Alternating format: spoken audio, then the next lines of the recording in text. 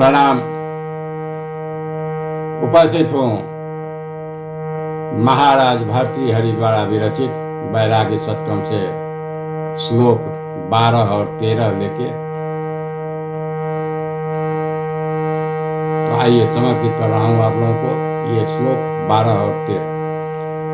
भोगा न भोक्ता वयमेव भोक्ता तपो न तप्तं वयमेव तप्ता कालो न यातो वयमेव याता तृष्णा न जीर्णा वयमेव जीर्णा।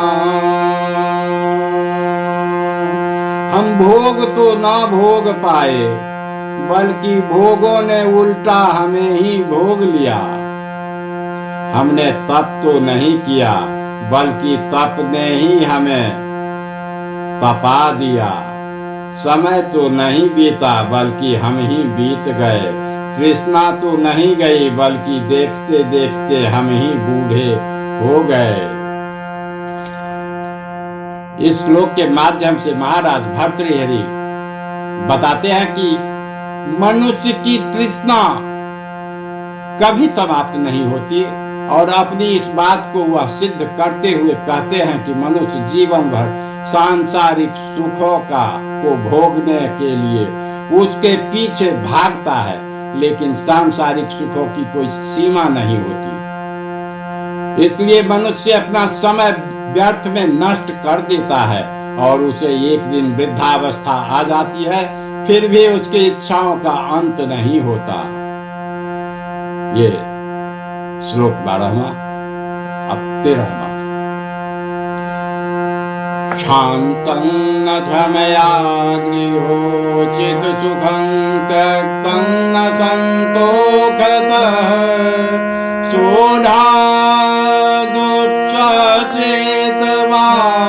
तपदा क्लेशं न तपं तपः ध्यातं वेत्तबहर्निशं नियमित प्राणेन शम्भोः पदं तत्कर्म कृतं यदेव मुनिभिस्तैः फलैर्वञ्चितम्।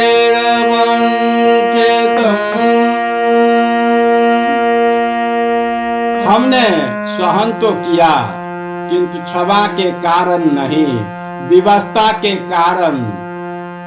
घर में मिलने वाला उचित सुख हमने त्यागा अवश्य, पर संतोष पूर्वक नहीं बल्कि दरिद्रता के कारण। हमने असहनीय ठंड, गर्मी और हवा का क्लेश सहन किया पर तपस्या नहीं की। हमने सांस रोककर रात दिन धन का ध्यान किया कर प्राणायाम करके भगवान शंकर का ध्यान नहीं किया।